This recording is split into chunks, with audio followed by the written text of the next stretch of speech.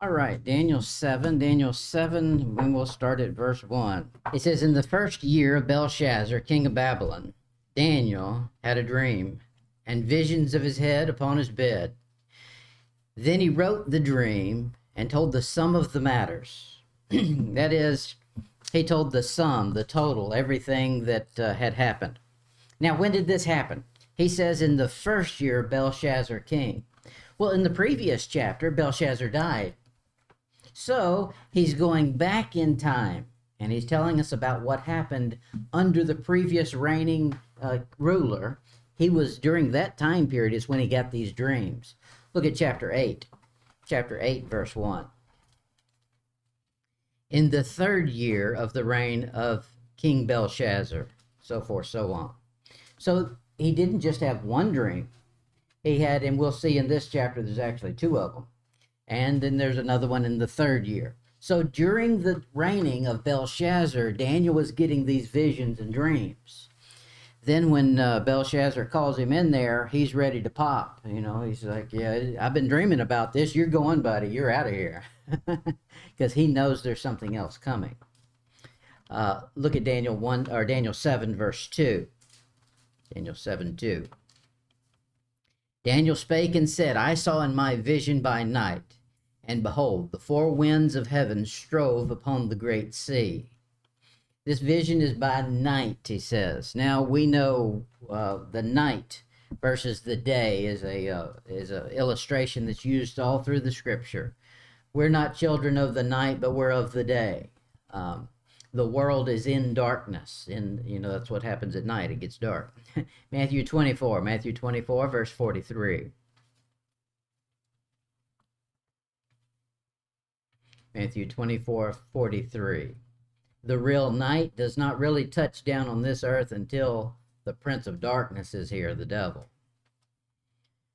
Matthew 24, 43. But know this, that if the goodman of the house had known in what watch the thief would come, he would have watched and would not have suffered his house to be broken up. That is, at nighttime in the dark is when the creeps come out, the creepy crawlies. And that's why the teenagers, I guess every parent has told their kid, and they don't understand it at the time, I didn't either, that nothing good happens after midnight. And that is when the population switches. The majority of what's out after a certain hour is all bad. Not all, but the majority is. And so it's chances are, even if you're not doing something corrupt, you're going to be in the lump with the rest of them. 1 Thessalonians 5. 1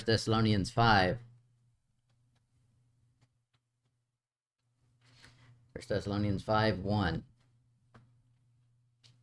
This is good ground to use to figure out anything in the Bible you want to figure out. Now, put a bunch of Bible on it so you're not just forcing the Bible to say something it doesn't say. But there's a lot in there that we've not figured out that we need to figure out. No excuse for it. 1 Thessalonians 5, verse 1. But of the times and the seasons, brethren, you have no need that I write unto you. That is Paul saying there's certain times and there's certain seasons. And I don't need to sit down and write about this because verse 2, for yourselves know perfectly that the day of the Lord so cometh as a thief when in the night. For when they say peace and safety, then sudden destruction cometh upon them as travail upon a woman with child, and they shall not escape. That's obviously tribulation, verse 4. But ye, brethren, are not in darkness, that day should overtake you as a thief. Ye are children of the light and children of the day. We are not of the night nor of darkness. Therefore let us not sleep as do others, but let us watch and be sober.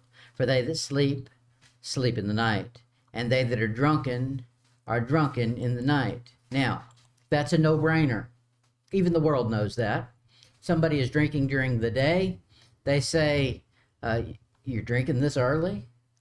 Okay, they have their own little rule. They're for alcohol. They just want it to be at a certain hour. They want it to be in the dark, like they're hiding from it or something. Look at Acts 2. Let's find the joke that's going on. Acts 2. Uh, this is Pentecost, and Peter's up there, and all the guys are up there preaching in different tongues. And they have something to say about it. Verse 14. But Peter, standing up with the 11, lifted up his voice and said unto them, Ye men of Judah, and all ye that dwell in Jerusalem, be this known unto you, and hearken unto my words. Obviously, there had been some rumoring going around, and here's how he confronts it. For these are not drunken as you suppose, seeing it is but the third hour of the day. He's saying, it's still daylight, they wouldn't be drinking, because that's the way the drunkards do. They want to drink in the night. Now, you'll find them that are exceptions to the rule. They want to stay drunk all day long. Those are the ones that are the salespersons for the devil. Or no, they're not salespeople. They're a bad representation for the devil. He wants the clean-cut, seemingly, civilized person to be his salesperson. You can drink in the night and still be a good citizen during the day. It's a bunch of baloney. Verse 9, he says, For God hath not appointed us to wrath, but to obtain salvation by our Lord Jesus Christ. That is, we don't have to worry about going through the tribulation. We're of the day, not of the night. Daniel's been given visions of the dreams are at night. Now, it's also about the subject of the night that's going to come to this world like no one ever had before. Now, there were some nights that were pretty bad in the Bible. I think of the night that darkness came upon Egypt. He said, so dark you could feel it. That'd be some bad darkness. But there's another darkness coming when the devil's actually here on the ground. Romans 13.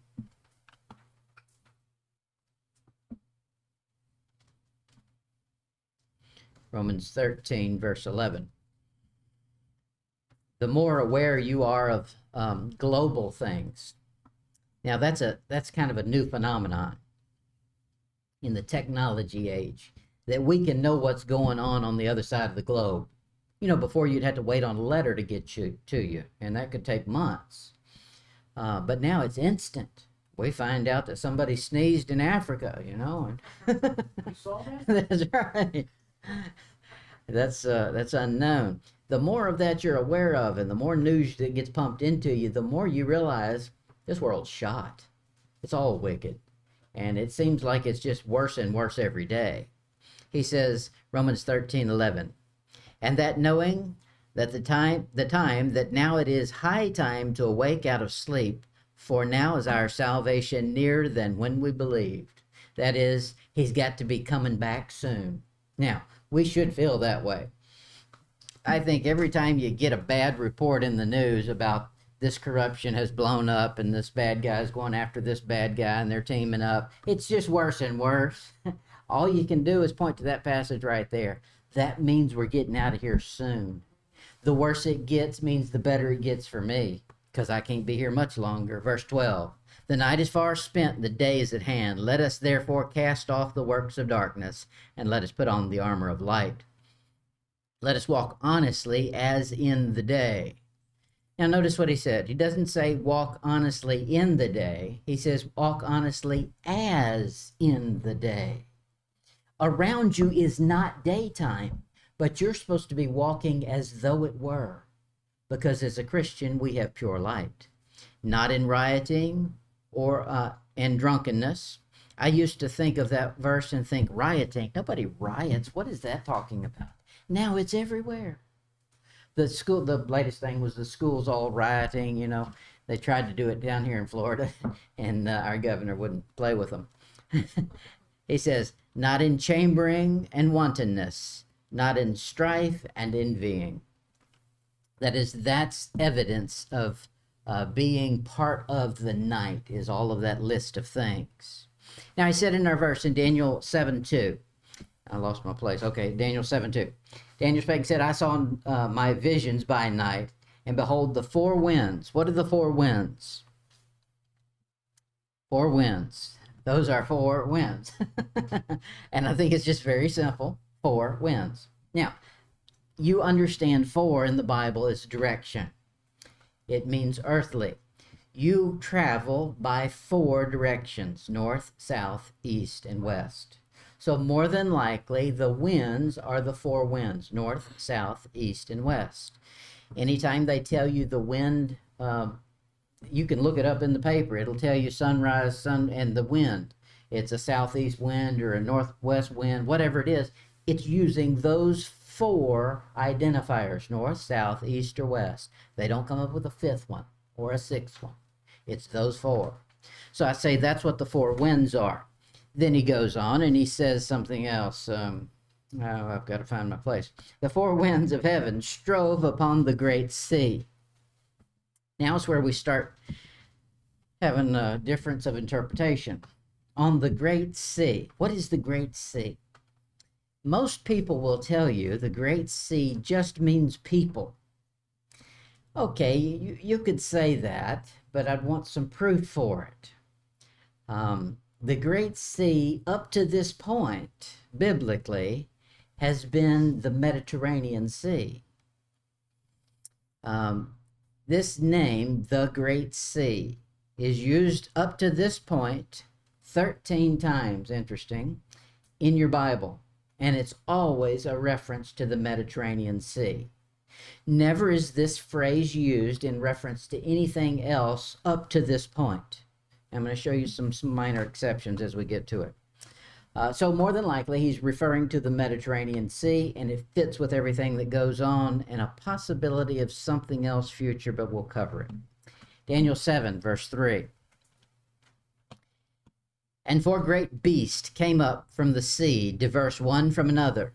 The first was like a lion, and had eagle's wings. I beheld till the wings thereof were plucked, and it was lifted up from the earth, and made stand upon the feet as a man, and a man's heart was given to it. Okay, now it's about to get deep, and we're going to have to slow down. He says they came up out of the sea. So if it's the Mediterranean, that's where they came up from. And what we're going to find is the kingdoms that take over after Babylon are right there around the Mediterranean. So that fits. Let me get you something else. Before we get too far away from it, go to Revelation 17. This is the standard explanation for the Great Sea. Revelation 17:15.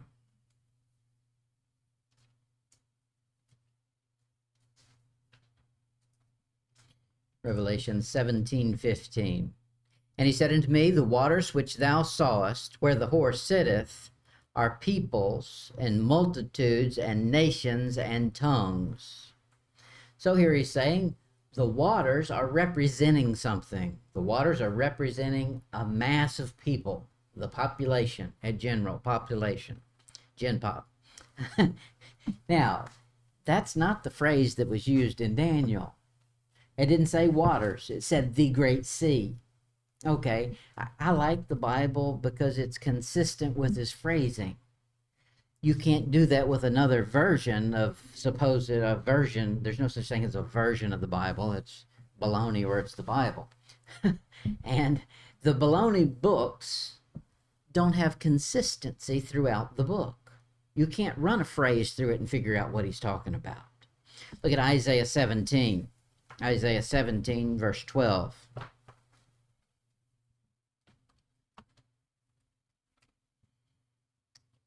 This is as close as we can get to using that same terminology, waters, in the Old Testament and trying to confuse it with the Great Sea. Isaiah 17:12. Woe to the multitude of many people, which make a noise like the noise of the seas, plural, and to the rushing of nations that make a rushing like the rushing of mighty waters, plural.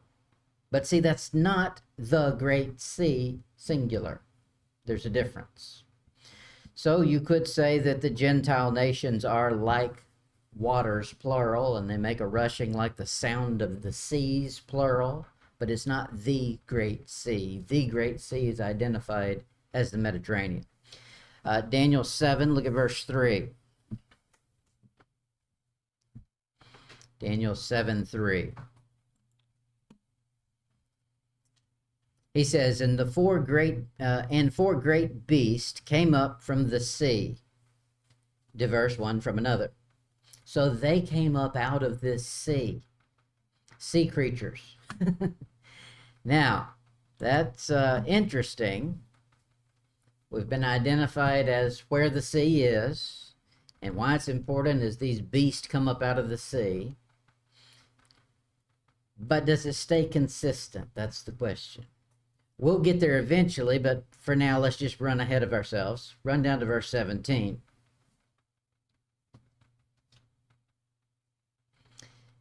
These four great beasts, which are four kings, which shall arise, where?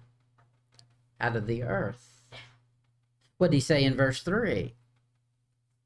Out of the sea. So,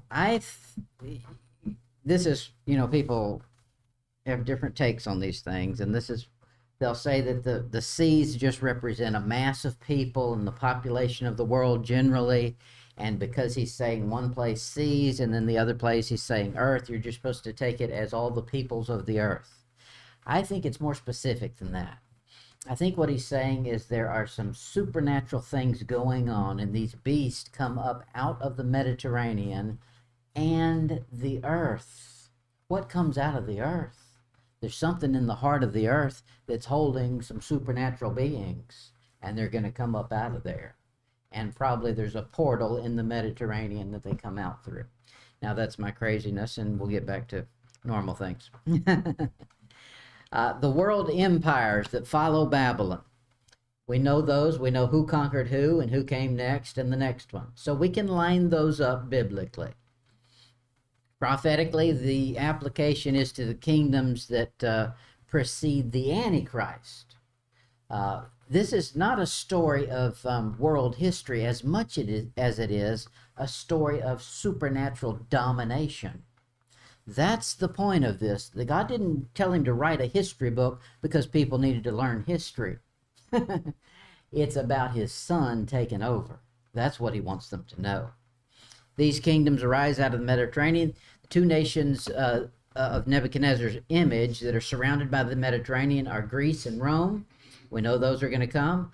Of course, the Medes and the Persians are already right there on the doorstep of Babylon. So that's not a far step away. Of course, these have imagery connected to them. He said it's like a lion with wings. Okay, that Persia is the next one that takes over, a lion with wings, and they use that symbolism. But that's not the only one that uses it. So here's the way you can take this, and you decide if it's right or not. You can take it that these pictures continue to keep happening, and they do, throughout history. People keep adopting the same symbolisms over and over. I think the reason is because when we read about that image, remember, all of these kingdoms came and went. Yet when it was destroyed, it said it destroyed all of them at once, because they never really disappeared. Every time they left, they were influenced, their influence continued to the next one that came after them. So England picks up the griffin. The same symbolism we're given here. He said there in our passage that the wings were plucked, and a man's heart, it stood up on his feet like a man, and a man's heart was given to it. Obviously, the power has been lost from this animal. If the animal was like a lion, that's a fierce being. And he had wings, he's, mobile, he can fly. And then you pluck the wings, okay, that grounds him. And you put him on his feet like a man, he doesn't have four legs like a lion does. He's losing his power. He's been given a man's heart. Men are much more timid than an animal is. You could scare me off much faster than you would scare a bear off. Or a lion. Okay, so that I think that we're seeing a degression, just like we saw in the image. The precious metals keep getting worse and worse with value as we go down the image. So we could say that England and Britain are part of a picture, a continuation of that Persian kingdom that's continuing. And maybe America, because our picture is the eagle with the wings, and it's all about the wings. But our wings are getting plucked, or the feathers are getting plucked quite frequently. And by the end, there won't be any, I don't think, feathers left on the wing. Will just be wings, hot wings. That's right. All right, let's see. The bear, we know what the bear is. The bear, of course, is more than likely Russia. Russia's always been the bear. That's a well-known symbol for Russia. They adopted a Greek alphabet. Russia did. That's why they've got a weird language. Russian, and it runs backwards. Because they're all backwards. So after the British Empire collapses, you remember when Winston Churchill more than likely got in bed with the Muslims because he gave them Transjordan, before the Balfour Declaration.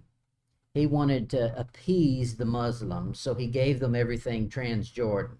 That's Gad, Manasseh, and the half tribe, or Gad and Ephraim and the half tribe of Manasseh. That was their territory, according to Moses. And Winston Churchill gave that away. Okay, well, that's where God says, oh, you want to mess with my land? Watch what I do. England then began to lose power. It wasn't long until the monarch didn't cover as much as they did before, and they had to start giving away their power to the locals, because what was happening is they were getting the big idea, hey, how can some little old lady sitting on a throne a long ways away from us tell us what to do? And then you find the apartheid and all that went one right after the next. Let's see what else I need to tell you. There's so much world history in here, but you kind of need this. The Russian bear, we know as the Soviet Union, or the Russian Soviet socialist state. It's never changed. It's always been communist. It's still communist. It's communist undercover. Right now, the Russia that we know, that's alive and well today, is not the same, but it is the same. It's the same KGB officer running it that was running it before Putin. Putin is still an operative of the KGB, always has been, always will be. There's 3 ribs, it says, in the mouth of this thing. These 3 ribs are part of the Russian territory. Russia took over, and one thing that we don't get as Americans is how much territory Russia has. Russia has everything. They have it. They had it all the way down to Turkey. They had Turkey. And it's been parsed back and forth because one person would come in and another one take it, and it was just temporary. They always seem to reclaim it, like they're doing with Ukraine right now, and Belarus. Okay, here's the 3 ribs. Transcaucasia is what it used to be called. Ukraine and Belarusia, which is now Belarus. I'll tell you where these places are and what they are. Transcaucasia is a small but densely populated region south of the Caucasus Mountains. It includes 3 independent states: Georgia in the northwest, I don't know how you say it, Azerbaijin. That right there.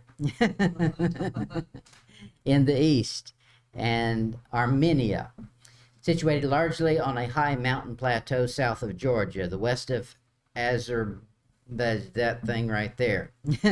Together, these countries have an area of about 71,850 square miles. Whew, that's a lot of territory. Now, this is a disputed back and forth territory. Transcaucasia, also known as the South Caucasus, is bound on the north by Russia and east by the Caspian Sea. On the south by Iran, and so that's a bad spot to be in. And Turkey, of course, is on the west bank. Ukraine. We all are aware of Ukraine now because of all the hostilities over there. It's located in Eastern Europe, the second largest on the continent after Russia. So there's a reason that everybody, I mean, other than the political piggy bank over there, there is a reason that that's an appealing territory. It's good land. The capital is Kyiv, located on the Dnieper River in northern central Ukraine. A fully independent Ukraine emerged in the late 20th century after long periods of successive domination by Poland and Lithuania. Russia and the USSR, I'm going to say it that way.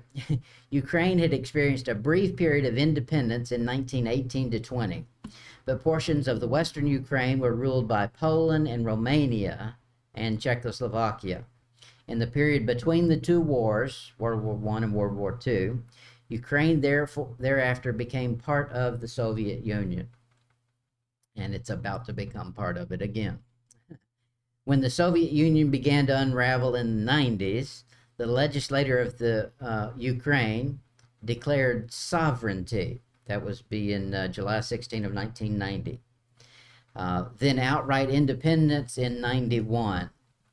People don't see the dates there. Ukraine was independent and not independent. They vassaled back and forth between whether or not they were going to be independent or not independent. They were just like every other than America. Most countries vacillate back and forth between what they want to be. I was reading a missionary book about a guy who was in Brazil, and he was a missionary in Brazil for 20 years or something like that. And he said he was there for 3 regime changes. Sometimes they were communist and sometimes they weren't. And so his take was he was there not to make them Americans. He was there to make them Christians. So he never even mentioned communism or anything. He said, we're here to learn about Jesus and y'all can worry about communism or not. And I thought that was a good way to handle it. But that's the way most countries are. They're influenced by whoever's got the biggest piggy bank and going to help them the most. And that's what Russia has always done. They've always been a bailer out for Ukraine, whatever the political ruling party was. And I've got a lot more history on them, and I'm not going to give it to you. Belarus, that's the next one. Belarus is about to come to the forefront. It's not really yet, but it is. They are helping Russia right now in their bid to gain Ukraine. They think they're independent, Belarus. They're not really, because Russia has already set up a camp in Belarus. And if Russia can do that, Russia already owns them, whether they realize it or not. Belarus is landlocked in Europe. Until it became independent in 91, Belarus was formerly known as Belorussia or White Russia. That is, it's always been such a close relationship between Russia that it's even named Little Russia. It shares ethnic distinction. When this is all done, you can read all the notes on. I'm just trying to see if there's anything in here that's interesting.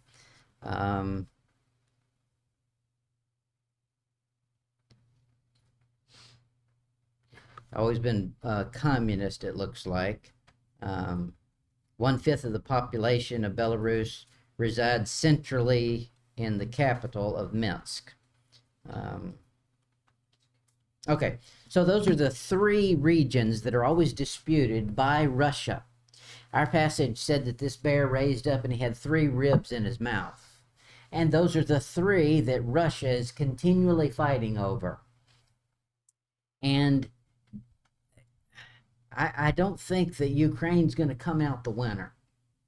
I don't think any country could face an army as big as Russia. I don't care how many Americans and American forces coalition get together. We're not over there. There's something else going on here that people are not able to see. and that is it's a supernatural thing going on. They've got to pave the way for the Antichrist. That is, there's got to be so much turmoil that he can come in and solve the problem. Who better to do it than a big bear? And that big bear is going to turn loose on the world. Okay, so Daniel 7, look at verse 5.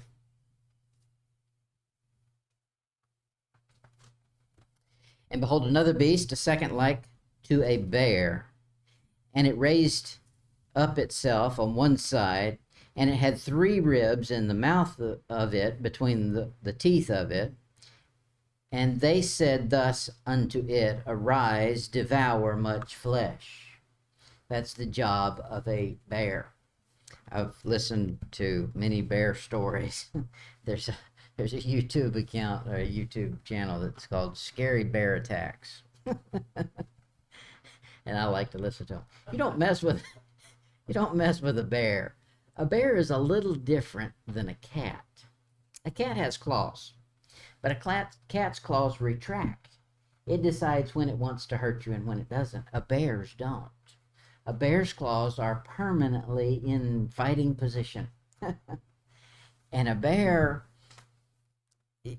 is, if a bear was more prevalent in a country, there wouldn't be people. Because the bear, it does not care. It comes after you. The way the Bible is portraying one nation is a bear, and he says God's given it the power to devour much flesh. So I don't look for Russia to be a good guy anytime soon. And I know that it's in the middle of a bunch of other bad guys. I'm not saying that Ukraine or Russia is better than the other. One is better than the other. They're both bad. They're all wicked. They're all corrupt and communist and paying each other under the table. There's another animal, a leper. A leper shows up. The leper, of course, is an amalgamated animal. He's got spots on it and yellow-bellied. That means yellow belly usually means you're a chicken. That's the term for it. But it's probably this, a negotiator. You know, that's what we've always been. America has been a great negotiator. We come in and we give nobody what they really want, and everybody smiles and leaves. And they go away grumbling, but they're not fighting each other. Well, that's what you need for a negotiator, somebody with a yellow belly that's just timid enough to give everybody something, appease them just a little bit. Daniel 7, look at verse 6. After this I beheld, and lo, another like a leper, which had on the back of it 4 wings of a fowl. And the beast had also 4 heads, and dominion was given to it. This is a weird animal. A 4-headed animal. And not only that, he's got 4 wings. You don't see a human or a current animal running around with 4 wings on it. This is something supernatural. Now, we do find creatures like that in heaven, seraphim and cherubim, with the multiple wings. So this is a supernatural being. And as he's continuing this, the farther down it we get, the more we get into purely supernatural beings that are not human. See, we understood what a lion was. We understood what a bear was, but we understood what an eagle's wings are. But now we're getting into a creature with 4 heads. Okay, that's something that's, mystical. 4 wings on it. Weird stuff coming up. The leper in verse 6 has 4 heads and 4 wings, or 6 heads and 4 wings. No, has 4 heads and 4 wings. I guess he needs a wing for each head. He's got such a big head. Being the type of the United States, maybe. However, the problem with saying that is the United States animal is not 4-winged, it's 2-winged. It's an eagle. What this usually is referred to is the 4 divisions that Greece takes over next, and after Alexander dies, it gets split up. His four sons, his four jeweler, not sons, his four generals, and they take over. So people will start saying it's the four divisions that he broke it up into. And maybe so, maybe not. I'm not going to give you much more of that history stuff. Daniel 7:7. After this I saw in the night visions, and behold, a fourth beast, dreadful and terrible. Okay, this one is so bad. I thought the ones before it were pretty bad, but Daniel says this one's really bad. You thought the worst when you heard about those others. I got one more worse for you. And it keeps getting worse. Dreadful and terrible and strong exceedingly, and it had great iron teeth. There's that iron again. Remember we saw in the Nebuchadnezzar's image, the iron mixed with clay. Clay was a type of human, and then iron is something that is unknown. You know, our military machines are iron or metal machines. The iron and the metal don't mix, but they sure are trying to mix them right now. You've got, like Walmart's doing it, the robots that are almost human. And they've got them now where they're putting what looks like human skin on them. And they're going to turn those things loose, and then you're going to have RoboCop for real. He says, it devoured and brake in pieces and stamped the residue with the feet of it. And it was diverse from all the beasts that were before it, and it had 10 horns. Okay? He doesn't give it a earthly animal description. He just tells us it's worse than I could think of an animal for. Revelation usually gives you a more descriptive, but this is the same picture as what you're going to find in Revelation. It's a combination of all these other beasts that came before it. And that's what happens by the time the tribulation starts. I think, or soon after it starts, the world is a smaller place. And because of that, it has to be more of an amalgamation. We have something similar, the United Nations. Well, not all nations are united in that thing. And even those that are united in it don't unite with each other. But there's coming a day that all nations will unite, all the ones that are left. And they've got to, because they're all coming after God. And he wants them to. He says it's his desire to get them together. Okay, well, when the devil wants to unite with all the rest of the world, and God wants them to, it's a sure bet they're all going to. I'm not gonna... There's too much of this... You can get into describing what all of those things are, and everybody's got a difference of opinion on it, and I'm not going to give you all the different opinions because you'll make up your own, and it may not be the same. Now, the devil has always had him a beast ready to go. There's an animal, biblically, it's an animal, a beast. But there's an Antichrist sitting on go, I think, from the inception of Genesis 3. The devil's always said, okay, we need to have a time we take over and be ready for it. Here's a list of them. Nimrod, of course, he's obviously a type of the Antichrist, and could have been had God said, okay, now you can have it. When the devil is kicked out of heaven in Revelation, he says he comes to the earth and he knows he has a short time. So that's when God turns them loose, says, okay, takes the leash off and says, okay, now you can have it. He knew there's always going to be a time when he gets off of that leash, but he didn't know when it was. So he always had to have somebody ready. The next one would be Pharaoh in Egypt, Sennacherib in Assyria, Nebuchadnezzar in Babylon, Cyrus in Persia, Alexander in Greece, Caesar in Rome. Probably I would include Hitler, of course. More than likely Pharaoh, Nero, in Paul's day, Charlemagne. You can go through. There's always been a worldwide mass murderer that was undercover as a world leader. And that's usually always a type of the Antichrist or somebody he could use if God said, go get him. The devil's has a kingdom. He's the king of all the children of pride. And kings in the Bible days were not political, sit around and let's do things in a diplomatic way. Kings were dictators and usually vicious people. And that's what the devil is. And he'll come back and he'll show up to be just that. I'm not going to give you any more of that. Okay, so we'll pick up there next week at Daniel 7, verse 8. And soon we're going to run right into the devil here when we get into these horns.